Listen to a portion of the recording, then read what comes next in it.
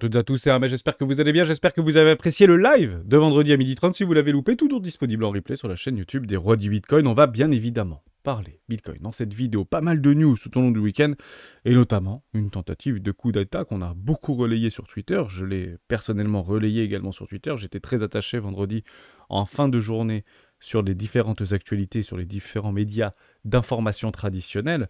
Progojine, qui est rentré en Russie pour se diriger vers Moscou et a fait demi-tour à 200 km, peut-être grâce au président biélorusse, ou je ne sais pas si on peut dire vraiment grâce au président biélorusse, mais en tout cas, qui aurait été l'intermédiaire entre Moscou et Progojine. Bon, je ne vais pas relayer toutes ces informations, je ne vais pas reprendre dans l'hyper-détail de ce qui s'est passé. Vous avez suffisamment d'informations tout au long de ce week-end qui a été fortement relayé sur l'ensemble des médias du monde entier. Je vous laisserai y faire un petit tour. La seule chose positive que je peux y voir, c'est éventuellement une forme de démobilisation, une forme de fatigue qu'on peut revoir, qu'on peut peut-être percevoir vis-à-vis des soldats russes sur le front actuellement. Et je milite bien évidemment pour une fin de guerre prochaine. Et on en avait d'ailleurs parlé dans une des vidéos des Rois du Bitcoin il y a quelques mois en arrière, où je pense que la guerre sera finie probablement avant la fin de l'année 2023.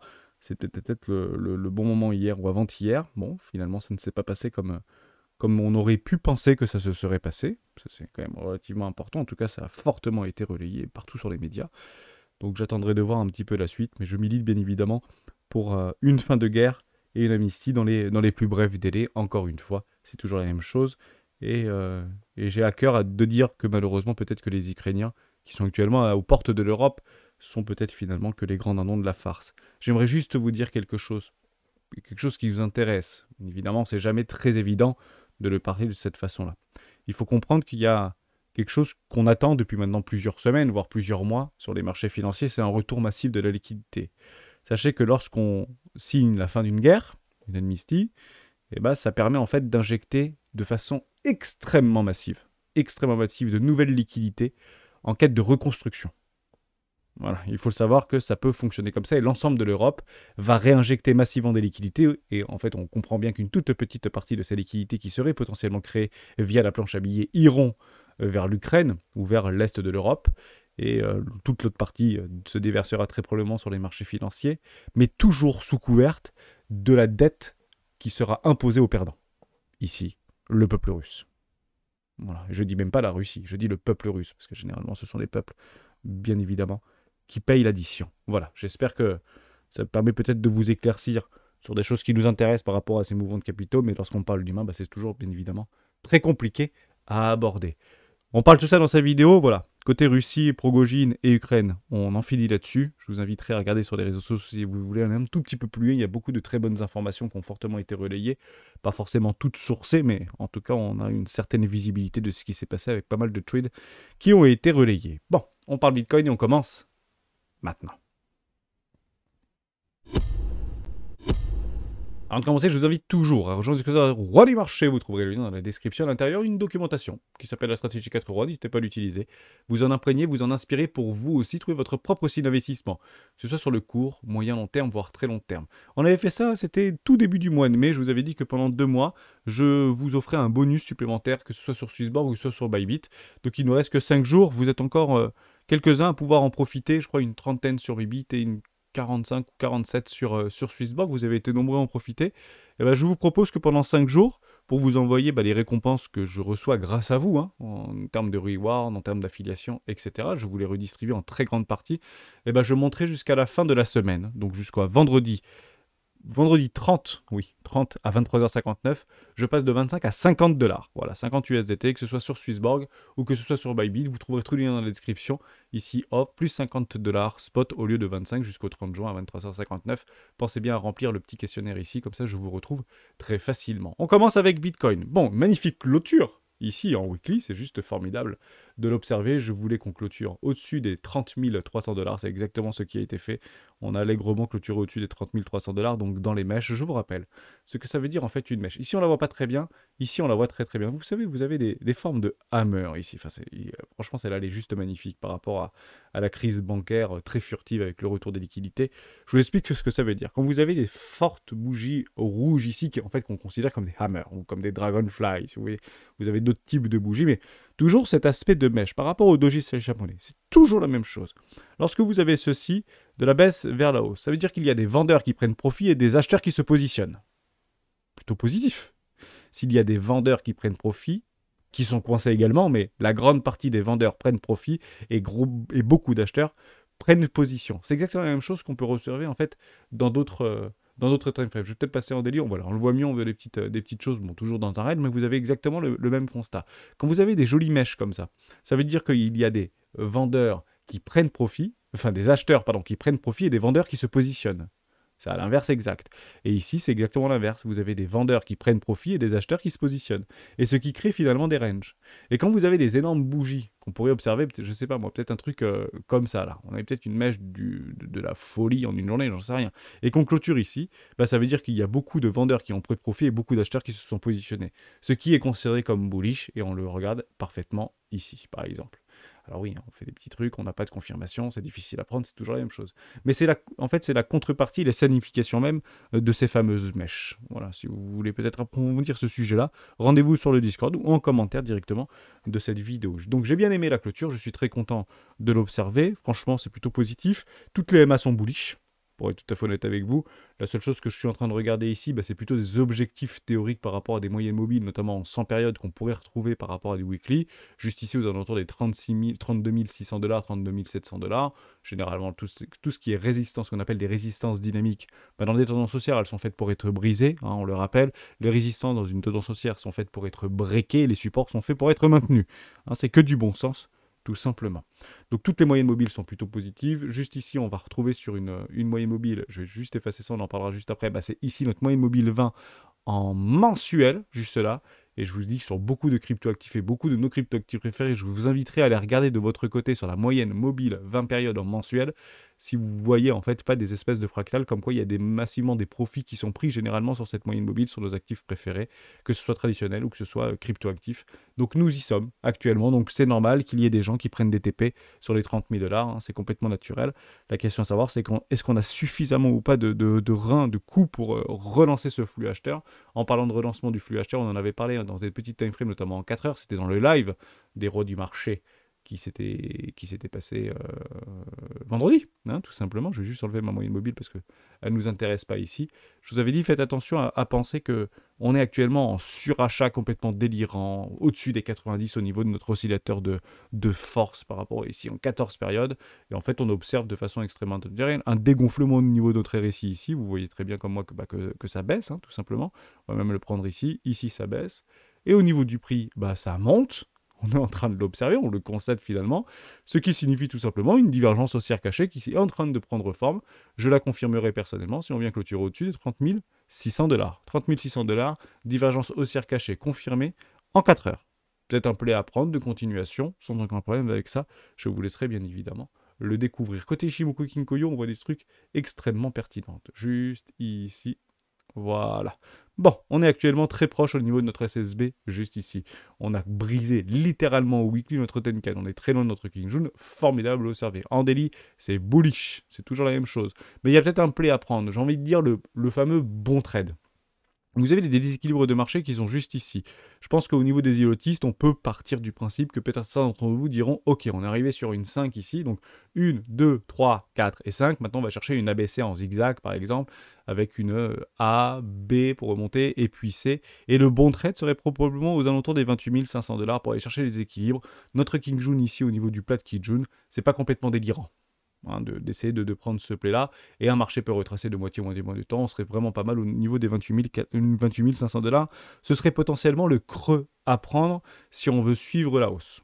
Voilà, si on veut suivre en fait la tendance, la petite tendance sur des petites time frames, ce serait le bon play. Mais c'est toujours la même chose, on attendra des confirmations. C'est pas, ça arrive à 28 500 $, donc je prends un levier x20, mais le play serait potentiellement bon. Hein, c'est ça que je suis en train de vous dire, surtout en 4 heures ici, puisqu'on pourrait prendre quelque chose comme ça et se mettre juste en dessous de notre SSB, juste là, avec un petit ratio. Et l'objectif, on peut vraiment le pousser relativement, parce que l'objectif, ce serait de venir combler le gap des 35 000 $. Donc vous voyez que le risque-récompense est très très bon sur ce type de play. Mais on attendra bien sûr des confirmations du type, je vous le montre en live, ce serait, pardon, voilà, c'est juste ici, ça continue à dégrader, ça remonte, ça repousse, un truc un peu comme ça, vous voyez.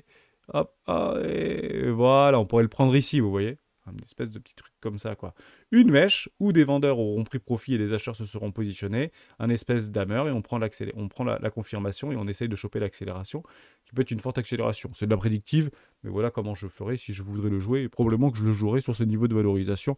Vous savez, hein, quand on est trader, on s'en fiche complètement du prix de Bitcoin, que ce soit 27 248 $, que ce soit 28 972 $. C'est pas très grave, on essaie de trouver des zones qui sont complètement logiques, avec du bon sens, et on attendra des confirmations de retournement sur des plus petites time frames. Si vous tradez en 1 heure, vous regardez 4 heures daily. Si vous tradez en 4 heures, vous regardez daily, weekly, etc., etc., etc. J'espère que je vous ai aidé par rapport à ça. Et on continue avec un tout petit peu l'order flow. Bon, c'est plutôt ultra positif ce qu'on est en train de voir au niveau de l'order flow. On a des spreads qui tendent à redevenir positifs. C'est assez timide, mais on commence à voir vraiment des espèces de divergences ici. Ratio long short plutôt en faveur des longs ici.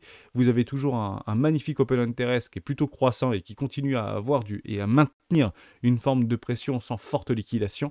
Donc ça veut dire qu'il y a à la fois des acheteurs qui se positionnent et des vendeurs qui se positionnent. Honnêtement, c'est plutôt pas mal pour initier un sacré short squeeze pour aller vraiment péter les 35-36 000 $. Je pense que c'est clairement ce qui nous attend à relativement court terme. Bien sûr, il y a des options actuellement sur les 30 et les 35 000 $. Peut-être que les market makers essayent de maintenir sous ces 30 000 $, alors que peut-être des gros portefeuilles essaient de les counter pour pouvoir clôturer au-dessus des 30, voire des 35 000 $ avant la fin de la semaine. Donc ce sera donc le 30 juin prochain. Donc c'est très bientôt pour pouvoir aller exécuter leurs fameuses options qui sont actuellement positionnées juste ici. Donc market price 25 000 $, gros strike à 30 000. Actuellement nous sommes au-dessus, donc maintenez-les les boulins, allez-y, hein, on vous fait confiance pour ça. Et les 35 000 $, ce serait l'apothéose. Et honnêtement, ça obligerait les market makers d'exécuter ces ordres et donc d'acheter des bitcoins encore plus qui alimenteraient les hausses, etc., etc., etc. Pas plus de choses à dire par rapport à ce que je suis en train d'observer. Je vous montre juste ça. Ça, je pense que c'était super important. J'y retourne.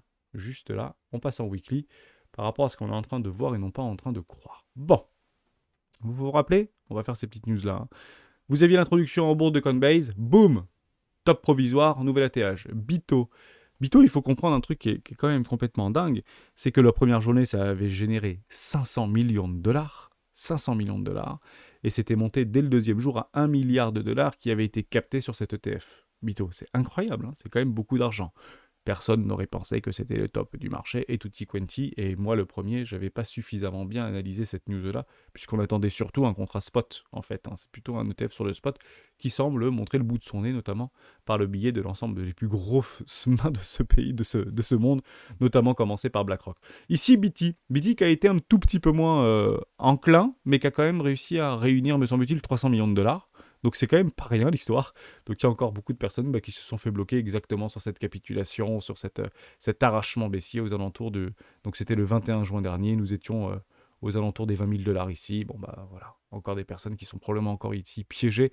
Je pense qu'il n'y en a pas beaucoup qui ont pris des profits, puisque quand vous prenez du BT sur des bottoms de marché, honnêtement pour vous, c'est pas d'aller chercher les 20 000 $ ou les 15 000 $. Pour vous, c'est d'aller chercher du Bitcoin à 100 $, comme beaucoup de personnes nous le vendaient il n'y a pas si longtemps que ça. Bon, faillite de FTX qui met le coup de grâce, qui permet d'ailleurs de renforcer notre billet bear par rapport à FTX, et qui a piégé pas mal de BT. Mais il y en a un nouveau, c'est le cousin Germain, qui vient d'arriver, qui s'appelle, et qui va arriver demain, qui s'appelle BitX.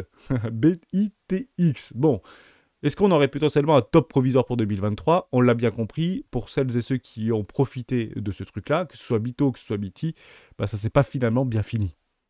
On va pas se mentir. En quoi ce serait différent? Je pense que c'est en rien différent.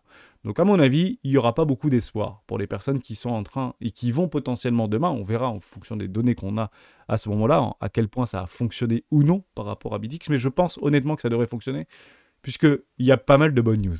On va pas se mentir. Franchement, c'est super ce qui est en train de se passer. BlackRock, les ETF, la SEC, on n'en entend plus parler. Gary, il est parti en vacances. Enfin, j'ai l'impression que Gary est parti en vacances. On n'a pas vu le bout de son nez depuis des semaines. Il y a même Jérôme Powell qui dit « Ok, je pense qu'on devrait peut-être regarder avec un petit peu plus d'attention les stablecoins, qui est une forme de monnaie. » Sans déconner, si vous voulez pas mettre les gens du bon côté de la force, pour que ce soit haussier, je sais pas ce qu'il nous faut de plus. Honnêtement, si c'est pas bearish, c'est que c'est bullish, l'histoire. Et en tout cas, les bougies nous disent que c'est bullish. Bon, c'est super pour BitX, puisque... il sortira donc demain, qui permet peut-être de récupérer pas mal d'argent. Pas forcément de l'argent frais, puisque c'est encore une fois sur les contrats futurs, mais une forme de pression. Une pression sur les open interest, donc une pression acheteuse pour aller filer nos ordres pour aller dégober du bear. Parce qu'actuellement, on le sait, hein, entre les 32 000 $ et les 37 000, voire 40 000 $, il y a beaucoup de bear à aller liquider. On le sait, par rapport à des positions de short qui sont encore en cours actuellement, et alors je vous parle, mais beaucoup d'ordres en limite qui sont positionnés à la vente sur ces niveaux de valorisation, évidemment. Bon, on peut quand même en fait délimiter une reg zone. Si on vient clôturer aux 30 000 $ ou 30 400 $ la journée d'aujourd'hui, et si demain ça s'ouvre, vous prenez moins 50% et vous avez votre reg zone, tout simplement. Et la reg zone, c'est moins 50% pour aller liquider toutes celles et ceux qui auront dans les premières heures ou les premiers jours du lancement de BitX se seront positionnés. Tout simplement. Donc, à ce moment-là précis, je n'exclus absolument pas, la potentielle remise en cause de ces bottoms de marché aux alentours des 15 000 $, 14 500 $, si vous voulez. Ce sera la reg zone. Alors, il y a quand même une petite chose qu'il faut quand même bien comprendre par rapport à ça. Les gens, et ça a été prouvé hein, scientifiquement, c'est qu'on a un niveau d'aversion lorsqu'on vient de perdre 50% de notre investissement. On prend un exemple, je mets 100 000 $, et mes 100 000 $ à moins 50% se transforment en 50 000 $. C'est le point culminant d'aversion, si vous voulez. Donc il faut juste comprendre que lorsqu'on arrivera sur les 22 700 $, on pourrait avoir une très forte pression de clôture au niveau de cet ETF, s'il marche bien, etc. Encore une fois, de la prédictif, puisqu'on aura en fait tout simplement perdu 50% de notre capital. Bah oui, si c'est un x2, moins 25% correspond sur cet ETF à moins 50%. Et c'est en fait généralement le pic d'aversion. C'est très très douloureux.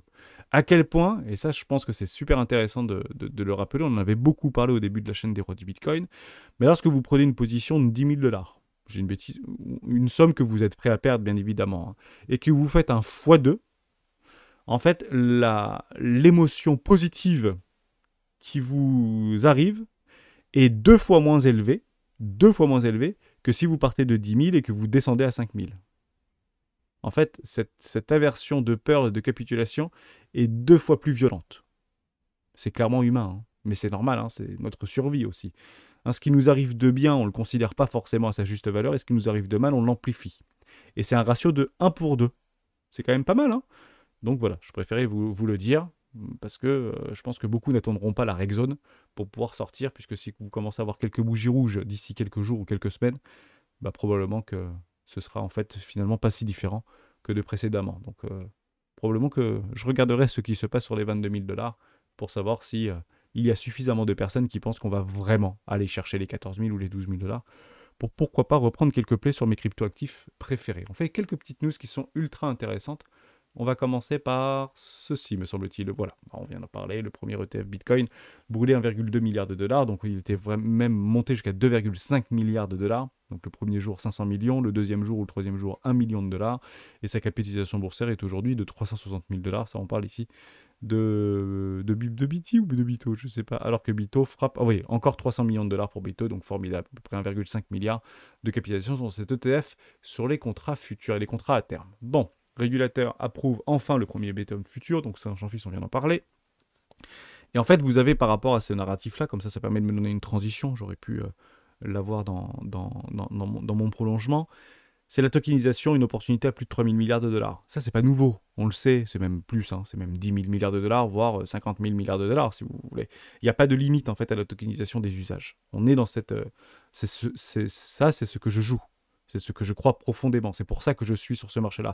Je pense que demain, tout ne sera que tokenisation, tout ne sera que NFT.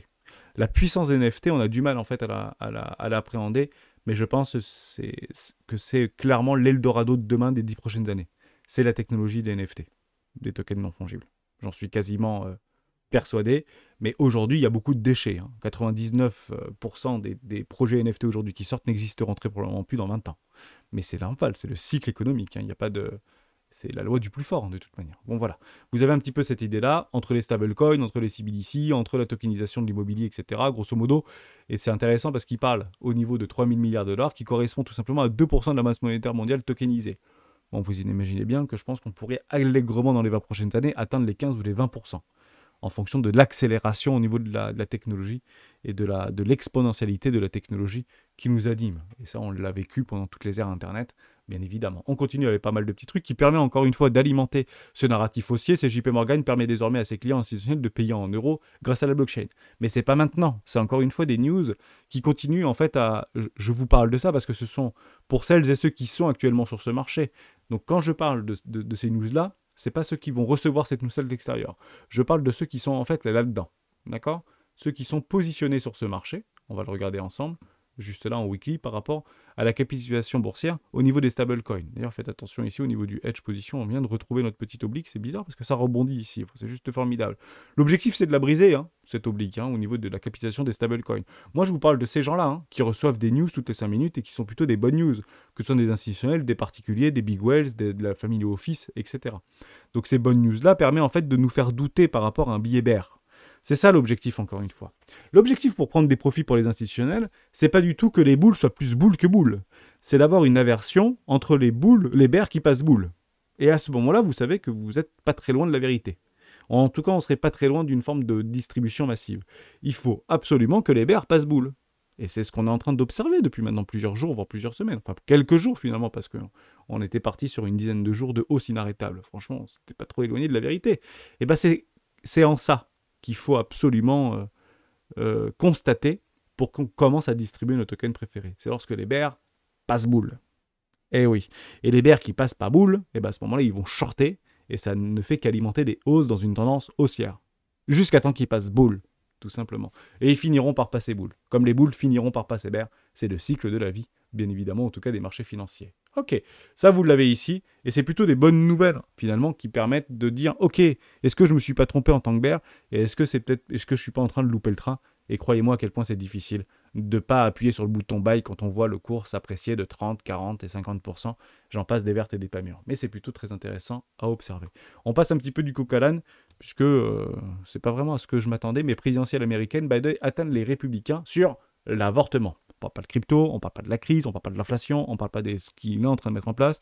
Il est tout simplement en train de rentrer en campagne, on le savait, pour l'instant on ne parle pas trop de crypto-monnaie, mais ça va relativement loin puisque le président américain a promis de faire de l'IVG l'un des chevaux de bataille électorale.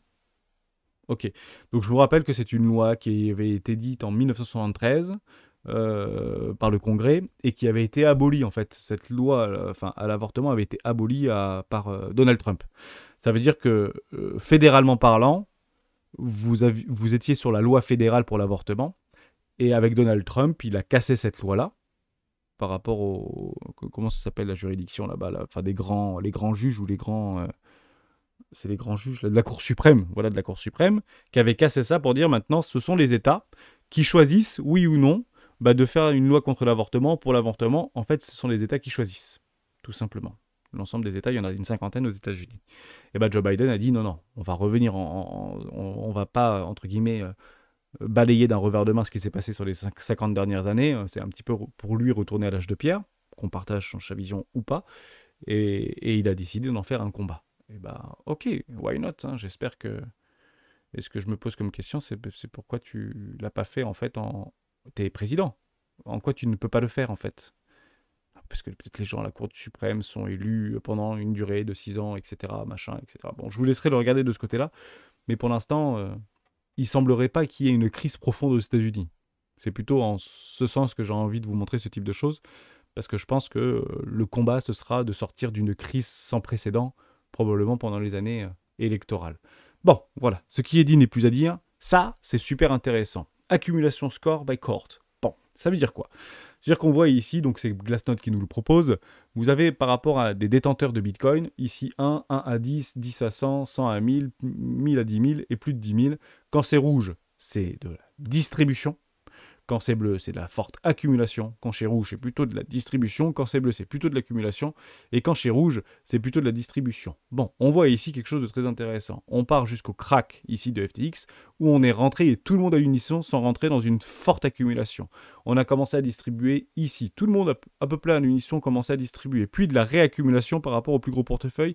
Et un peu de distribution pour ceux qui ont plus de 10 000 bitcoins. Attention, ça peut être aussi des échanges de portefeuille, je vends, etc. Mais dans l'idée, c'est relativement vraisemblable. Maintenant qu'on arrive aux alentours des 30 000 $, qu'on a fait ces petits breakouts et qu'on commence à tout arracher par le haut, on voit bien qu'il y avait une forte distribution, ici, de tous les acteurs, mais que les grosses baleines, accumuler massivement, réaccumuler massivement. Bon, c'est plutôt intéressant de l'observer et on commence peut-être à rentrer, juste ici, dans une phase de neutralité, voire de distribution. Et si les gros décident de distribuer, une préconisation importante, distribuer avec elles.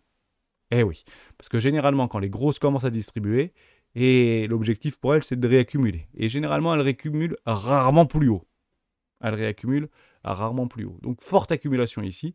On peut donc prétendre, essayer d'encadrer une forme d'accélération haussière pour aller chercher de la liquidité, où les grosses baleines vont à ce moment-là distribuer. Ce qu'il faut juste comprendre, c'est que s'il y a des grosses baleines qui veulent distribuer, c'est pas donc sur ces niveaux de prix qu'elles peuvent le faire. Elles le comprennent, elles le savent. Il n'y a pas assez de liquidité. La liquidité se trouve soit beaucoup plus haut, donc entre les 32 000 et les 48 000 $, soit beaucoup plus bas, sous les 15 000 $. Voilà, j'espère que j'ai été clair par rapport à ça, donc je suis très heureux de l'observer. Oui, on continue avec pas mal de petites news, on va les passer rapidement. 50% d'entreprises du classement Fortune se sont engagées dans les initiatives blockchain, on est très heureux de l'observer. Juste un tout petit truc, ça je pense que c'était très important quand même de le rappeler, je vous en avais parlé lors du live, par rapport à Xiaomi, par rapport à Samsung, par rapport à Huawei et par rapport à Apple. Bon, je suis tombé sur cette news-là, c'est super bien hein, quand vous faites des vidéos et quand vous écoutez des vidéos avec votre téléphone, c'est qu'en fonction de ce que vous dites, comme Google écoute absolument tout ce qu'on dit, il m'envoie des news. Donc je vous ai relayé cette news-là, donc le 23 juin 2023, Minute Visite.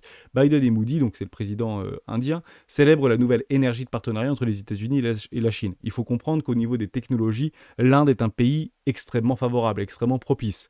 C'est un pays qui est en fort développement.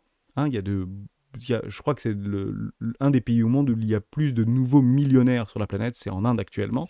Donc c'est un pays qui est très prisé pour les entreprises américaines, européennes, etc. D'ailleurs, il faut le savoir que Moody sera invité au 14 juillet auprès d'Emmanuel Macron. Donc vous comprenez que la France, l'Europe, les États-Unis regardent avec un œil très attentif au niveau de l'Inde. Oui, c'est également d'un point de vue stratégique par rapport à une forme de barrière qu'on pourrait mettre vis-à-vis de la Chine, hein, par rapport à des désaccords qu'on peut avoir par rapport à la Chine et la Russie. Donc l'Inde, actuellement, il est accueilli à peu près partout. Donc on est très heureux de l'entendre, on est très heureux de le comprendre.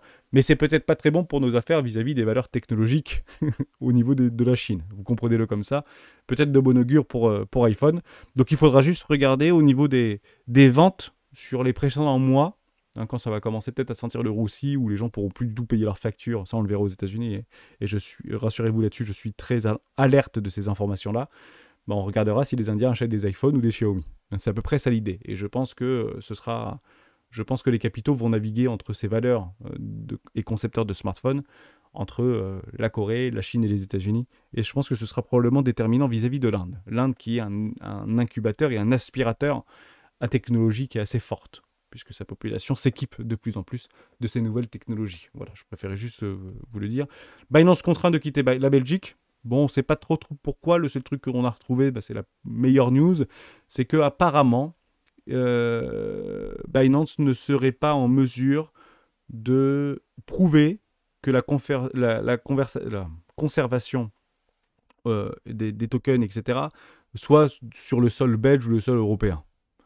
Bon, ça fait quand même un petit peu flipper, puisque même si ça nous concerne, enfin ça en concerne beaucoup, il y a beaucoup de Belges qui suivent la vidéo des rois du Bitcoin.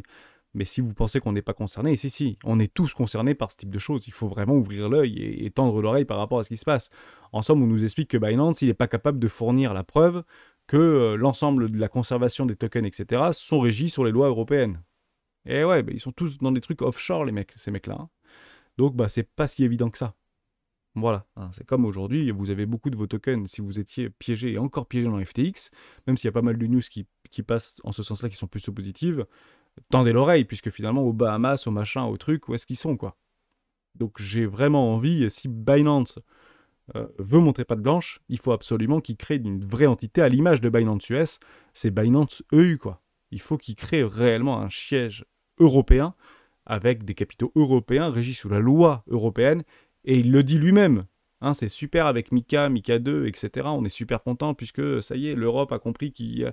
Ouais, d'accord, montre pas de blanche. En tout cas, la Belgique vient de donner un coup de pied aux fesses parce qu'entre ce que tu dis et ce que tu fais, apparemment, il y a un vide juridique là-dessus, ou en tout cas un vide d'écrit, ou un vide juridique. Oui, on peut dire un vide juridique par rapport à ça. Bon, on finit juste cette vidéo. J'espère que j'ai pas été trop long est trop décousu. Ces altcoins risquent de s'effondrer au 1er juillet. Voici pourquoi. Ça a été encore une fois relayé, beaucoup relayé encore une fois dans le discours du marché. On en avait parlé il y a quelques jours en arrière, dès qu'on avait eu la news. Donc vous avez ces tokens qui sont actuellement considérés comme potentiellement à risque, puisqu'il y aura un swap qui sera potentiellement effectué par Celsius en Ethereum et en Bitcoin vis-à-vis de ces tokens-là. Donc vous pouvez les regarder. Mais attention, c'est toujours la même chose. Il faut que ce soit validé. Toutefois, il n'est pas certain que cette proposition de restructuration soit testée selon David Allen, avocat de chez McCarter et English, etc. et pourrait se heurter à un refus des emprunteurs. Comprenez-le que c'est en train de se jouer maintenant, entre le 26 et le 28. Dès lors, vous comprenez bien que si c'est accepté, le fait que l'ensemble des tokens vont probablement être swappés le 1er juillet ou à partir du 1er juillet, hein, c'est peut-être pas tout le 1er juillet, si la décision doit se prendre entre le 26 et le 28 d'un point de vue juridique, partez du principe qu'on n'attendra pas le 1er juillet pour vendre les tokens. Donc regardez quelques-uns de vos tokens que vous êtes là-dedans. Si vous voulez vous couvrir, prenez pour, je sais pas moi, des shorts de couverture, ne vous exposez pas en tout cas, prenez-le plutôt comme une sorte d'opportunité si vous êtes convaincu par ces tokens-là. Je sais pas, vous regardez Litecoin, vous regardez Polkadot, vous regardez AAV d'ailleurs qui a poussé 40%, peut-être un exit pump, hein, peut-être qu'on est sur AAV, on était en train de mettre un exit pump, j'en ai pas la moindre idée. Uniswap, regardez-le également. Mais moi, je serai très attentif et on regardera si ça commence à un petit bouger et si on casse des supports. Hein, c'est ça qu'il faut regarder. Si ça baisse un peu, c'est pas très grave. Mais si ça casse des supports, à ce moment-là, on se dit « Ok, il y a un truc qui est en train de se passer. On est le 28. Peut-être que la news est passée. Oui, la news est passée. C'est pas très bon, sauf qu'il peut. Hein. Et le premier, vous savez, ce sera buy the rumor, sell the rumor, buy the news, hein, très probablement. Puisque le marché aura déjà apprécié cette potentielle vente massive au marché. Voilà, j'espère que je vous ai aidé. Donc on le relayera bien évidemment dans les Discord des rois du marché. Pour l'instant, la meilleure chose à faire, qu'est-ce que c'est ? C'est de rien faire, puisqu'on ne le fait jamais en fonction de ce que l'on croit, mais toujours en fonction de ce que l'on voit. Et actuellement, il n'y a pas de news qui est passée. Si je ne m'abuse, nous sommes le 26, ça pourrait arriver maintenant, peut-être à l'heure où je parle, mais actuellement, je ne le vois pas. On peut juste regarder au niveau d'Uniswap si vous voulez. D'ailleurs, il faut savoir par rapport à la news qu'on a vue juste avant, vis-à-vis de la DeFi, il faut savoir que les investissements sont... non, il ne se passe rien sur Uniswap actuellement, on est plutôt pas mal, on avait fait un investissement 2, c'est juste formidable dans une poche de liquidité, sur des bottoms de marché, formidable, je suis très content, j'arrive à break-even sur Uniswap, c'est formidable ce que je suis en train d'observer. Qu'est-ce que je suis content ? Pour l'instant, c'est pas baissier. Mais si la news, elle arrive, si vous voyez un truc comme ça, trop tard, quoi. Ça, c'est pas le 1er juillet que vous allez tout vendre, hein, puisque généralement, ça fait un truc comme ça, tout le monde vend. Capture de toute la liquidité, investissement 3 très probablement sur Hermès si jamais ça passe, et puis derrière... en avant. Voilà comment ça marche. Oui, parce que là, je suis en train de vous dire que prenez un short de couverture. Donc, on comprend bien qu'il y aura beaucoup de personnes qui auront dit short de couverture, voire en dessous ici, au-dessus des précédents highs par rapport à des shorts de couverture. Voilà, si on vend tous les tokens, si je sais pas combien il y a Celsius, c'est pas énorme, hein, ce qu'il a Celsius. Mais si vous voyez un truc comme ça, hein, et si vous voulez le prendre, partez du principe qu'on fait des ratios de 1 pour 1, des ratios d'institutionnels. Voilà, j'en sais rien. Prenez vos profits lorsqu'ils se présentent. Et puis après, on ira dégommer tous les bears. Hein. Voilà, donc faites attention à ça, c'est toujours la même chose. Pour l'instant, je ne traite qu'en fonction de ce que je vois, pas en fonction de ce que je crois. Et actuellement, c'est plutôt boule. Enfin, c'est plutôt boule. Sur des petites frames, on tente de refaire des petites choses très intéressantes, à aller chercher et à retourner cette toute petite dynamique tendancielle baissière qui s'était mise en place, un petit peu à l'image de ce qui s'était passé juste ici. Voilà. J'espère que je vous ai aidé. Je vous souhaite une excellente journée et on se retrouve demain dans une vidéo des rois du Bitcoin. Ciao!